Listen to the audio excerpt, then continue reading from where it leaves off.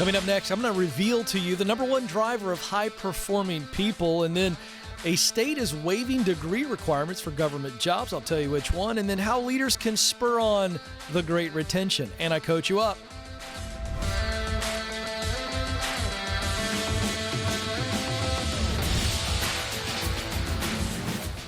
Helping you win at work and in life. This is the Ken Coleman Show. So excited to have you with us. Okay, it's the number one driver of high-performing people. What is that fuel, if you will, that allows them to perform? You know, is it a unique combination of talent? No. Is it that they've just got a special mental toughness that nobody else has? Nope. Those all are certainly attributes, but it's not the number one driver of high performance. I'll tell you what it is in just a moment. 1/3 of global employees strongly agree with the statement, "The mission and purpose of my organization makes me feel my job is important." Let's break that sentence down. There's a lot in that sentence. Aren't you glad I'm not going to diagram it for you that are old enough to know what diagramming a sentence was? Did they do? When did they stop doing that, I wonder? Do they still do that? Do they still diagram sentences? Nobody knows. I don't think they do. But I do want to break the sentence down. 1/3 of global employees agree with the statement, "The mission and purpose of my organization makes me feel my job is important." There's an emotion there. The word feel is important. They have an emotion that leads to them valuing themselves more. See, the feeling leads to the valuing. They feel their job is important, and thus they feel they are important. The slippery slope is when someone doesn't feel their job is important, they don't feel like they are important. This is an undeniable fact. So it's really huge that people, 33%, and these are the aware people, by the way, because there's a whole lot more people who actually aren't aware of this. But 33% are very clearly aware that the mission and purpose of our company, I'm proud of it. That's what they're saying. I'm proud of it. And I know that I have a role, a part in accomplishing this very worthwhile mission. That's what that sentence is saying. That's what's really happening. And when a company does a great job of promoting to their employees through constant dialogue, constant focus on the narrative, this is why we exist, right? That's really the phrase that has to be unpacked. This is why we exist. This is why we exist. This is why we exist. When companies do this well and employees have a connection to that mission and purpose, 51% reduction in absenteeism, a 64% drop in safety incidents, and a 29% improvement in quality. That's really moving the needle, folks. Why? Engagement. All right, so there's some data about a collective group of employees and how they work. So back to the initial thought. What's the number one driver of high-performing people? A sense of mission. That's it. Now, talent is a tool. But what drives someone? You watch the documentary, as I did, and millions upon millions of others, about Michael Jordan and those Bulls teams, and they unpack this dude's unbelievable drive. You look at the Tiger Woods story, coming back from a horrific car accident where he almost loses his leg. Comeback after comeback after comeback. Kobe Bryant's maniacal focus. Is that a function of Tiger Woods' will? Not exclusively. Is it a function of Michael Jordan's will? No, not exclusively. Is it a function of Kobe Bryant's will? We could just keep on. Serena Williams. We could just go on and on and on and on and on. No. Even those great athletes are very missional. They have a mission to be the greatest to ever play, to win this many majors, to overcome Jack Nicklaus, whatever it is, they have a very clear mission. In other words, a destination, an arrival, a result that is driving them. It's like a magnetic pull. They can't resist it as long as they have that very clear mission. High-performing people are driven by mission. They just are. There are results that matter so much to them, they're willing to do anything possible to attain it. Sacrificing physically, right, through working out and training, overcoming unbelievable hardships as it relates to physical therapy.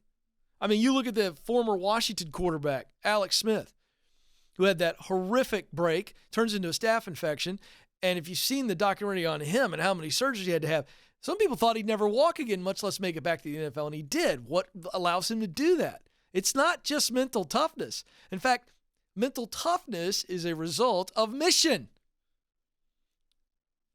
That's where I'm going. I know why I'm going there. I must go there, and nothing is going to stop me from getting there, no matter how long it takes or how hard it is. I'm going to get there. That's mission. So driven towards a result, a desired future. So one of the problems in our workforce around the globe, not just in the United States, is that companies don't get this. Leaders don't get that. I think they inherently know it if I were to sit down and interview them, but they don't lead that way because the company problem, this is just a personal problem. If you're not working with a sense of mission, you aren't going to be fulfilled. That's true. But part of the problem is that companies don't help you see mission in your work. They don't do a good job of communicating their mission, the company's mission. So people don't see how they can connect to their work because we all have a personal mission. And if we can't connect that personal mission to something greater than ourselves, the company, the people the company exists to serve, well, then we got ourselves a problem. We have a problem. So what's the solution? Personally, the solution is take the Get Clear Career Assessment. Take it. Get a real sense. There are 6 motivators that we call missional results that everybody has. Where do you score high? Where do you score low? What kind of work would allow you to create those results, which would then automatically motivate you? Answer the question. What results do I want to put in this world? How do I want to contribute to this world through my work? Answer that question. Now you're getting a sense of mission. To leaders, you better do a really good job of helping them see that they're a part of a much greater mission than just a paycheck and doing work that's purposeful to them, but there's something greater going on. Cast vision about the mission. The reason for this solution? Watch employee engagement jump. Look at those results I talked about earlier. 51% reduction in absenteeism, 64% drop in safety incidents. That's engagement right there. They're not calling in sick, and they aren't making stupid bonehead mistakes. In the news coming up. Don't go anywhere.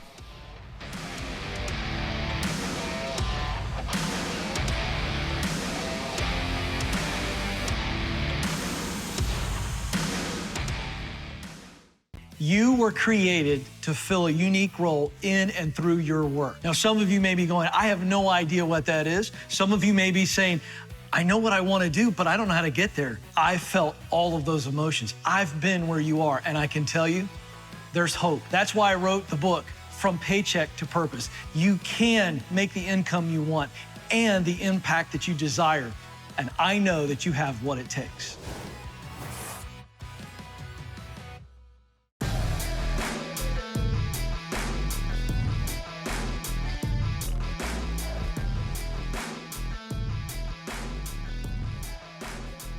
Helping you win at work and in life. This is the Ken Coleman Show, and one of the ways to win at work is to actually find yourself in what I call a sweet spot. A job where you're spending 3/4 of the majority of your day using what you do best, that's your talent. To do work you really love, that's passion. And creating, producing results that matter deeply to you. That's a sense of mission. That is a missional role.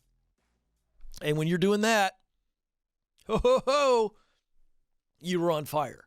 So many of you are looking for that role, but the idea of looking makes you sick to your stomach. What if looking for a great job was easy and free? Would it perk your interest? I think it would.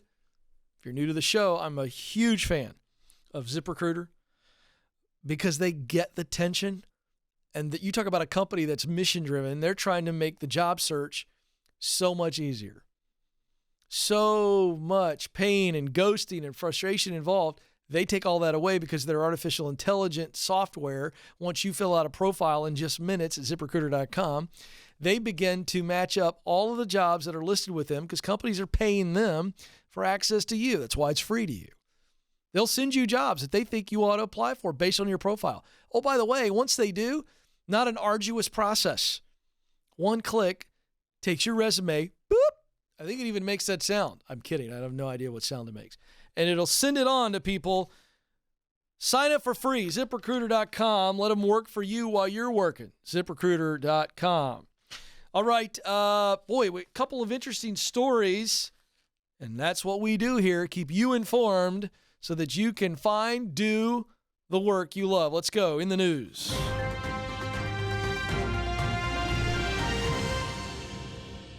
All right, it is no secret if you've listened to me for any amount of time, I'm not a huge fan of our government. Just so much waste, so much obnoxiousness.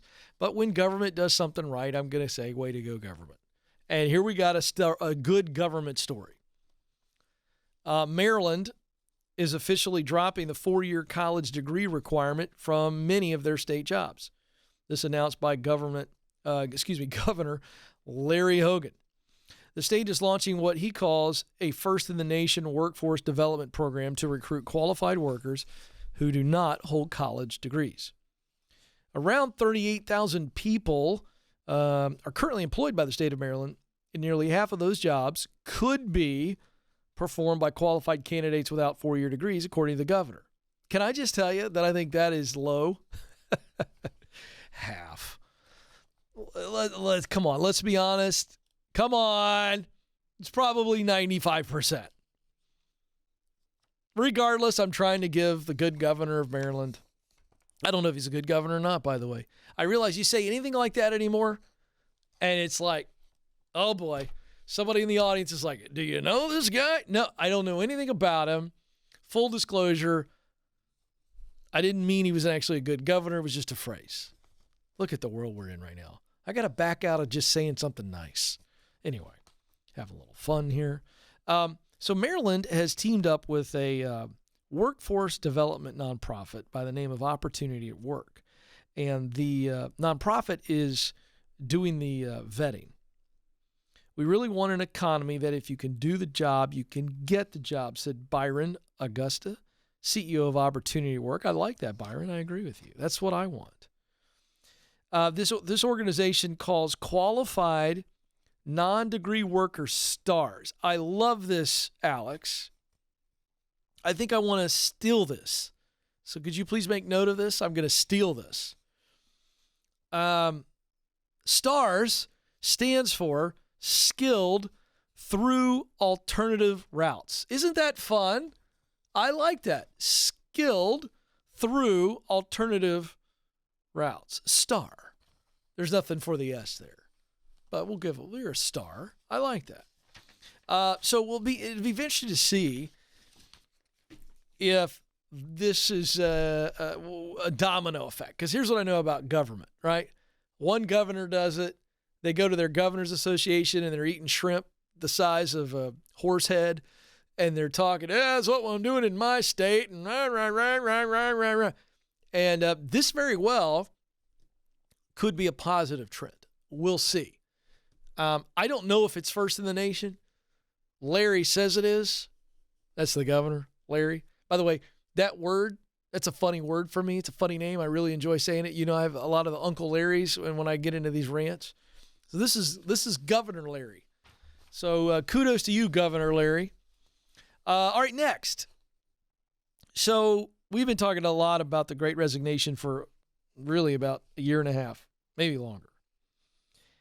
And the Great Resignation has spurred a massive pain point for businesses.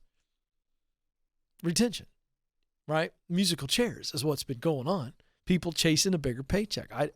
Listen, I don't blame them. It's a carrot that people are just dangling out in front of them, right? And, okay, I'm going to take it. So retention has always been and always will be the name of the game for leaders. You know, you got to keep good people. And we spent a good amount of time on this show talking about this. And so this article here that I want to touch on is now calling this the Great Retention. And this is, they're going to go, this is where we need to go. Well, I don't think we're anywhere near the Great Retention right now because I don't think leaders have a clue what to do, by and large. And we still are in an arms race as it relates to companies offering really great packages. And so it's just a musical chairs game. I'm leaving this chair to sit in this chair, and this is just repeating. It's not slowing down. But I appreciate what they're saying. But the heart of this article is if you can deal with employee stress, you can retain more people. That's partly true. There's no question that we know the physical effects that stress has on the body, and we obviously know the emotional and mental effects that stress has on the body.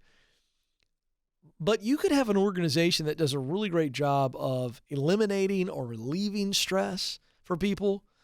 But if people aren't engaged, they may be not so stressed, but if they're not engaged, they're still not going to stay. So I just want to point out that I think we as leaders have got to be paying attention to stress. There's no question about it. But that's not the silver bullet. Engagement, where an employee comes to work because they're excited to be there and they see how that job, watch this, leads to a better life. Now we have engagement. All right? Stress or no stress. We got to de-stress work environments. No question about it. All right. So this is very interesting. I'm reading between the lines here. But for leaders that are listening and viewing this right now, this is not as simple as you getting feedback from employees. All right, feedback's important. You got to know what's stressing them, what's triggering stuff. Really dive in there, okay? But that's not always going to get you everything you need to know. Remember, trust must be established to get the truth. I'll say that again. If you really want to know, leaders, what your employees feel and think, you must establish trust. Listen, the number one fear that people have when you ask for their feedback is, if I tell them the truth, are they going to fire me? I'm just telling you. Self-protectionism is way more powerful than you doing your fact-finding.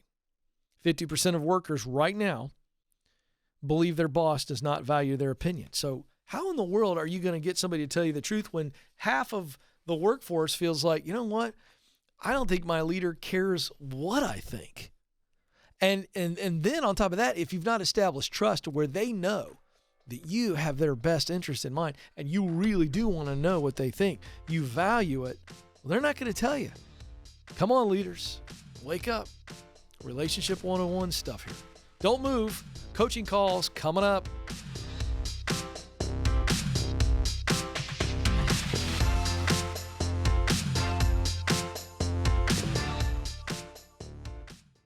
Are you wondering if you should leave your current job or stay put? Well, you're not alone. That's why we created the Should I Quit My Job quiz. In just 5 minutes or less, this quiz will help you determine if you're at the right company and if you're in the right role. And if you need to make a move, you'll get practical steps to keep you moving forward. Folks, it's time to get unstuck. Life is too short not to do what you were created to do. Go take the quiz right now at kencoleman.com/quiz.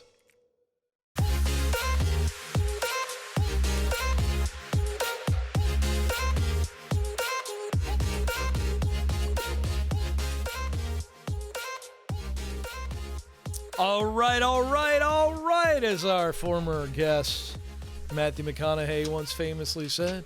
By the way, there's no way I could ever even get close to as cool as the way he says even that. I mean, it's just ridiculous.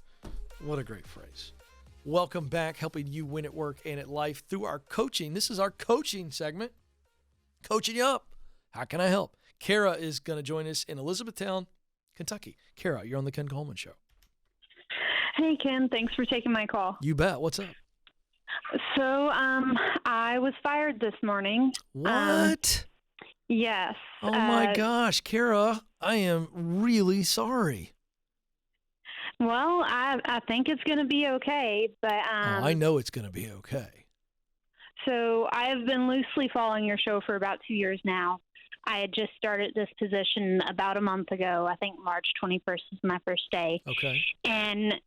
I thought I was clear, but, they just sat me down and very graciously said, we don't think you're the right fit for this position. We're going to let you go so you can go find the right fit. Okay. So I'm not sure what my next steps are. Okay. Well, let's start with, when they told you they didn't think you were the right fit, did they tell you specifically why? And then did you agree or disagree? Both. So there were mistakes made on my part as a new employee, but I feel like some of the people that I work with and work for took that as an opportunity to kind of, shift any wrongs they have done onto the new person. Oh, can you be more specific? So I was in real estate and, I wasn't an agent. I worked for the agents. The agents have to submit some paperwork, and some of them would either do it last minute or they forget to click send, or I'm not entirely sure why it never came to me. But there were paperwork I needed that never arrived in my inbox. I had 2 inboxes I monitored constantly all day. And just sometimes their paperwork never showed up in my inbox, no matter how much they swore they sent it. So I know that I made the mistake of missing it once, and I feel like it just got projected much bigger than it needed to be, because I did make the effort to correct the problem. It just didn't work. Well, it sounds to me like you corrected the problem, but then there was no more problem. You missed the paperwork once, but every other time you never got it. There were a few times I definitely never got it. Okay. I take ownership of the mistake I made, but it was a one-time deal? It may have happened twice, or maybe I'm not sure, but okay. So I know. Why did you think this was a sweet spot for you? I haven't been able to take your career assessment, but I took one that was offered through the university I attended, and this was a hybrid human resources administrative assistant position that, based on the results of that test, I should have been pretty good at. Yeah. So I had been looking into that for a few months. I applied to several similar jobs.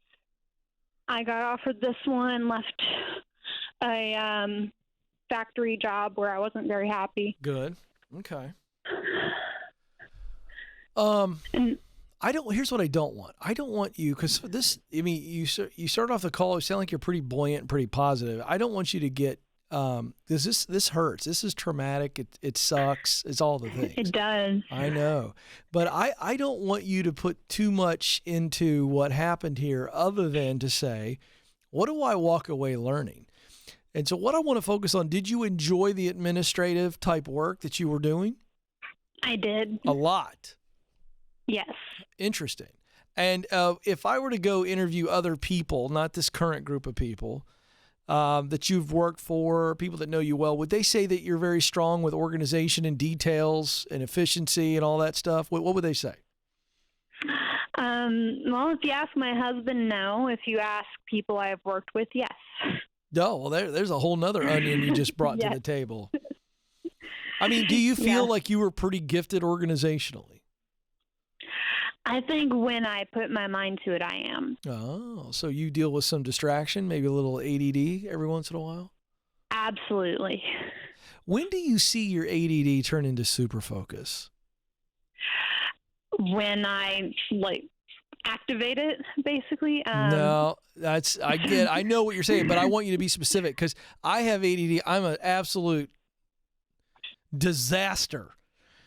But I get hyper focused when I have pressure on me to perform and people looking at me like right now, there ain't nothing distracting me from you. So what is it for you? When do you find yourself being laser focused? When I remove the distractions and get over the fear of missing out. Interesting. Is there a type of work where you don't even have to think about it? You just are laser focused? I have not discovered it yet. Interesting. Okay. All right. So a lot of ways we could go here. But I think there is a love of administrative type process driven work. I think that's clear. Is that true? Yes. Okay. Yes. So do you like, what do you like most about the process work? Is it a people connection or is it just leave me alone? I'd prefer to be by myself and I would just, knock out my task list, my checklist, and then go home? Or do you like being more collaborative or more communicative with people in organization? Does that make sense how I'm laying that out? One is kind of leave me alone. I'm just going to knock out my list. The other is I'm helping others get stuff done. I'm kind of a hub, if you will, in the spoke. Makes perfect sense, but I also think I am an exact middle ground of both. I love people. I love connecting with people. I love talking to people. But I am also an introvert. I need that leave me alone and let me accomplish this task time. Okay. I want you to consider project management. And I want you to consider what project management might look like for you. Look at jobs like that. Look at office manager positions maybe. What I mean by that is looking for a healthy dose of process and people. So what I mean by that is it's a process job. It's all about organization, getting stuff done, execution, completion. Does that still sound good to you? Yes. But it has a heavy people component to it. And the reason I'm describing it that way is because those are the clues I'm hearing from you, and you're responding going, yes. And so I think that opens up a lot of different jobs for you. I think you're looking at job descriptions going, is it process driven, organization, detail heavy, but it has a decent amount of people component to it. And I think that for you is a good fit. Now, I'm also going to give you a way better assessment than you took from your university because I've actually created the Get Clear assessment, and it will get you clear, and your purpose statement will align, and you'll see it and you'll go, all right, this is my purpose statement. This is my unique combination of talent, passion, and mission. And now I've got a job description that I can begin, let's look at it as, planes fly at 35,000 feet. The purpose statement gives us real clarity, but it allows us to kind of look down on the world at work and go, does this job that I'm looking at, does its description, does it match up with my purpose statement? In other words, can I spend 75% or more of my day doing this type of work? And I think it's going to be a great help to you. I'm also going to give you a copy of my book, From Paycheck to Purpose, which will help you get up the mountain once the assessment helps you determine what the mountain is. How does that sound? That sounds great. Thank you. Hang on the line. Amanda will get that to you. And that's all she's missing, folks. And let me just tell you, those of you that have been fired or laid off or whatever, whether it was in her case, we don't think you're a good fit, you did something wrong or whatever. Or it's just we're downsizing, can't keep you. Let's acknowledge the fact that when you're let go, it is a devastating loss. It's very personal. You've lost something. And I can tell you what it feels like. You feel like you've lost your dignity for a moment. You haven't, but it feels like you've lost it. Own that there's some pain and trauma with that. Let's get healthy on that. And getting healthy will help us get clearer faster. This is the Ken Coleman Show.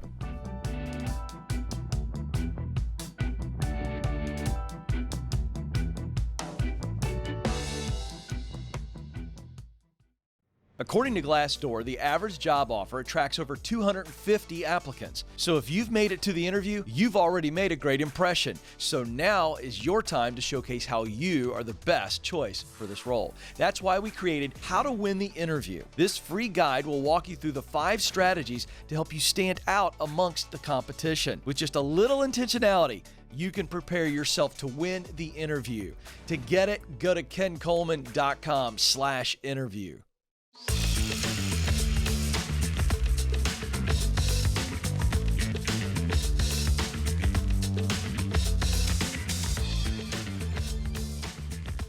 All right, folks, welcome back to the Ken Coleman Show, coaching people up.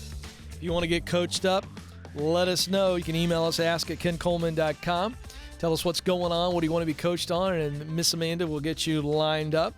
If you're watching, listening live or later, you can also call 844-747-2577. Christina's up next in Boston, Massachusetts, home of the Celtics. Christina, you're on the Ken Coleman Show. Thank you so much for taking my call. I'm so excited and nervous at the same time. Oh, well, I'm excited to talk to you, so you don't need to be nervous because, you're the only thing I'm thinking about in this entire world right now. I'm going to take good care of you. Okay, great. Yeah. So here's my question. I work in IT as a project manager, and I want to move to something different because I've been in my role for about 7 years. And my team, well, we're short-staffed. The volume of work is kind of unrealistic. Expectations and deadlines, unrealistic. It's not fun anymore. So I have an upcoming interview. It's an internal interview within the same company with an AVP and HR on Friday. And I'm trying to figure out what I want to do or what area I should tell her that I'm looking to move to. So I'm kind of at a loss at this point. But you've identified the company as some place that you want to be.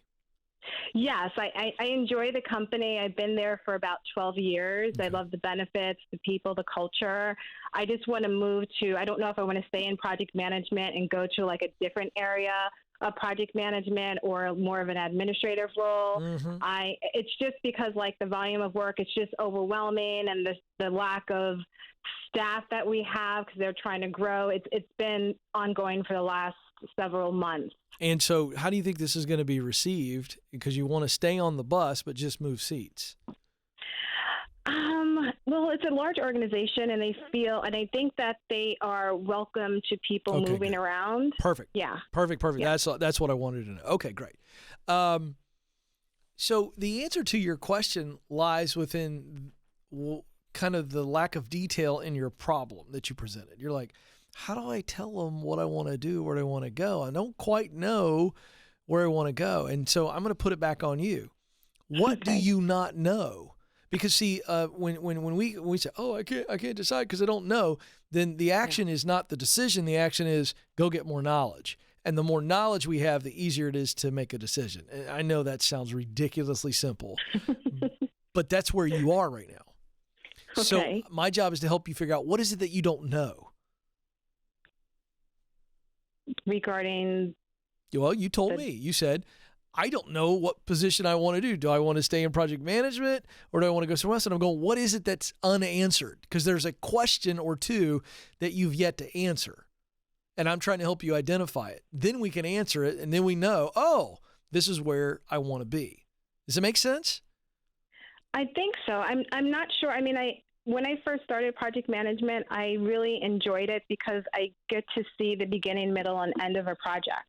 Before project management, I was in recruiting where I would only see the beginning portion and not the end of the growth potential of these people that I had hired. Okay. So that's why I kind of moved into project management. Yeah. Okay. So I think I further confused you, but what I'm getting at is, I don't know your company. Okay. I don't know all the positions available, and I understand why you called me, but the only way I can help you is to go, what do you feel you're not sure about? Because I think you've looked at multiple positions, correct? Yes, that's correct. So when you look at those multiple positions, let me say it this way. When you look at those multiple positions, what are you uncertain about with those positions? So let me put it this way. Are there a couple, or is there one that we're not committing to right now on this call, but we look at it and we go, I'm kind of more interested in that one than the other one? It depends on the job description. and what the requirements are. Because sometimes when I look at some of the positions online, I look at the requirements, and if I don't have those requirements, I feel that I'm not going to be considered. That's what I'm driving at. The answer to the question I asked you is I don't know, Ken, if I'm qualified to do the job, but I'm interested in it. Do you see the difference? Right. Yes. So when we don't know, what do? We go learn. So who do you ask? Who in that building, large company, can tell you if you've got the qualifications for this position, that position, any other position? It makes sense? You got to investigate it is all I'm getting at. I think this is a healthy dose of confidence you're needing, and confidence comes from, I said this, yesterday, the day before. Confidence comes from clarity. Get clear on what you need to get those jobs, and then do you want to go get it?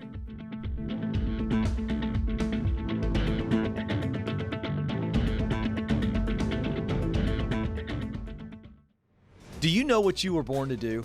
In order to get hired at a job you love, you need to get clear on your talent, passion, and mission. That's why our team created the Career Clarity Guide. In just a few minutes, this free tool will walk you through a process to discover what you do best, talent, the work you love to do, passion, and the results you want your work to produce. That's mission.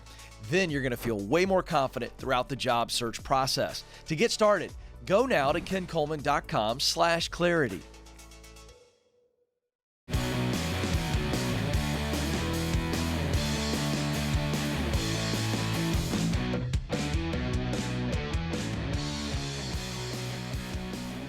Welcome back to the Ken Coleman Show, helping you make more income and experience more impact.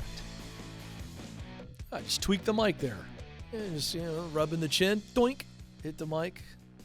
Let's go to Christian next in Houston, Texas. Christian, you're on the Ken Coleman Show. Hi, Ken. How are you, sir? Hey, I'm doing well. Thank you for asking, sir, better than I deserve. There we go. There's a Ramsey Show listener. How can I help today? Well, about 6 years ago, I was approached to join this company, and the job started off simple enough, but it slowly transformed into my current role, which is it's really overwhelming and stressful. And I mean, these are my friends we're talking about, and I'm not sure how to have the conversation to say, look, this has really morphed into something that I can't handle, and I need to change something. Yeah. What's your big fear in saying it the wrong way? So forget about how we say it. Let's just assume that your fear comes true, that you say that or present it the wrong way. What's our biggest fear on the other side of that? That I'm a failure. Okay. Who determines that? I'm not sure. I guess me, I have pretty high standards for myself, and I feel like, I agreed to this, and said, hey, can you do this? And I said, yes, I'll do it. And wait a second. Did you agree to it under its current form or in its current form with all that stress? When you said yes, did it look like that? Did it feel like that? No. How long has it taken to develop into what it is currently with all this high stress and overwhelmingness?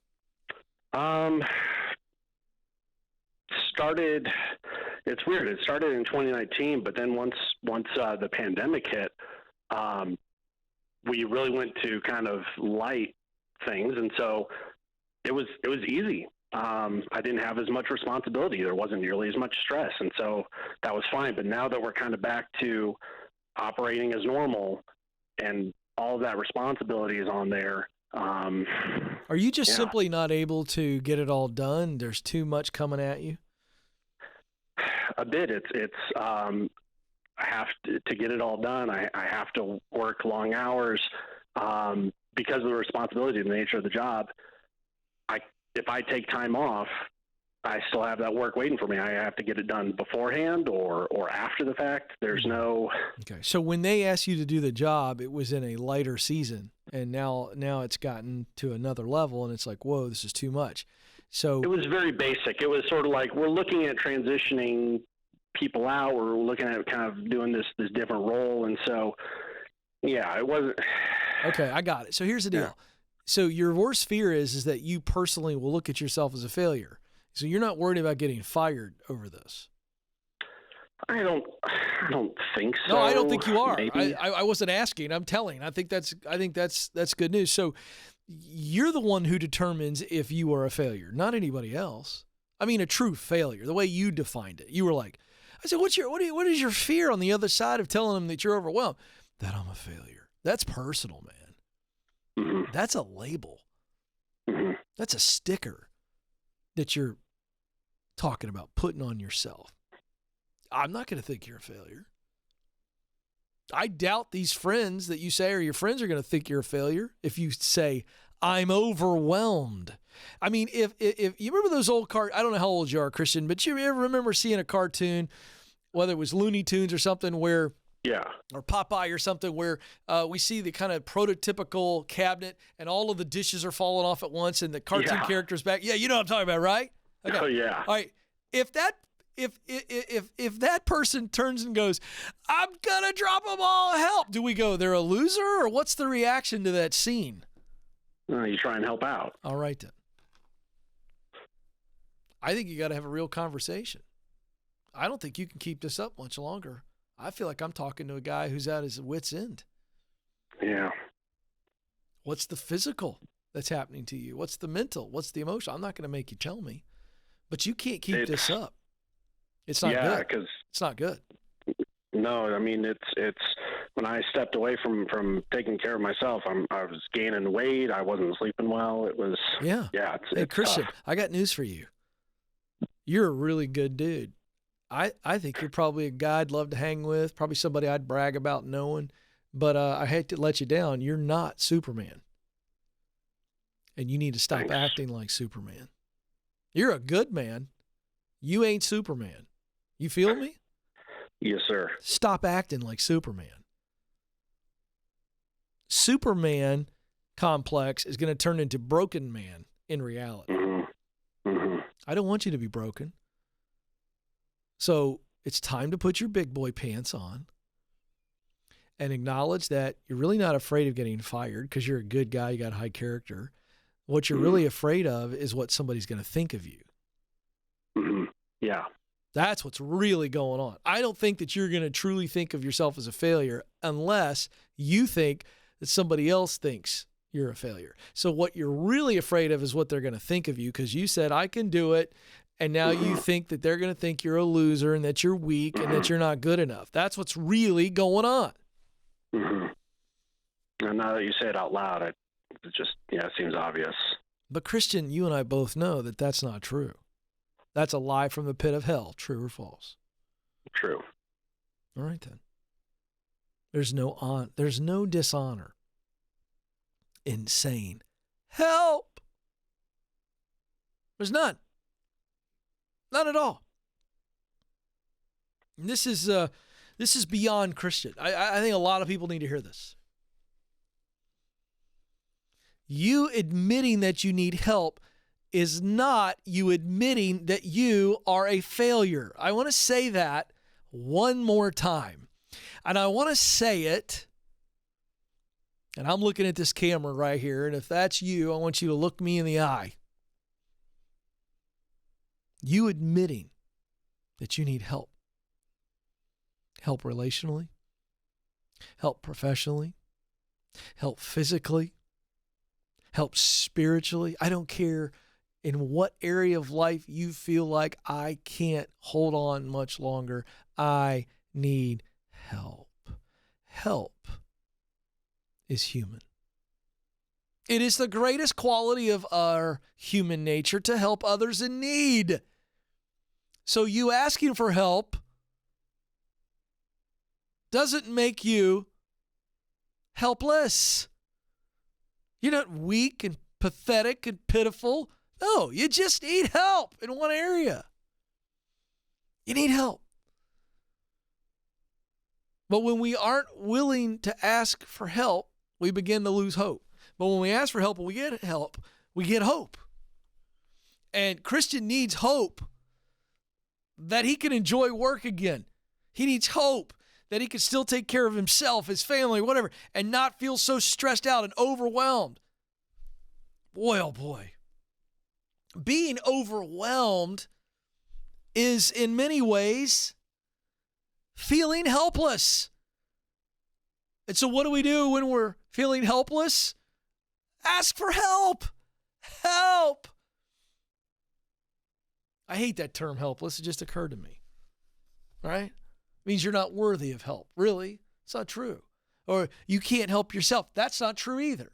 Because, if I can't get myself out of a bear trap, but Joe walks along the path and I realize I don't have the strength to open up the bear trap to let my leg out. Boy, that's a gruesome example. Not sure where that came from. I am not helpless. You know why I'm not helpless? Because I could say, hey, sir, will you help me? And in asking for help, I have helped myself. But I got to tell you, I understand why we have this block in our human psyche to ask for help. Because Christian was vulnerable enough and honest enough to really say what was going on. He said, I don't want to consider myself a failure. But he would only consider himself a failure, and he admitted this, if he thought that others thought or said he was a failure. And that's why we don't want to ask for help. Help doesn't make you weak. Help makes you wise. Ask for it. You matter. You have what it takes. This is the Ken Coleman Show. Press on.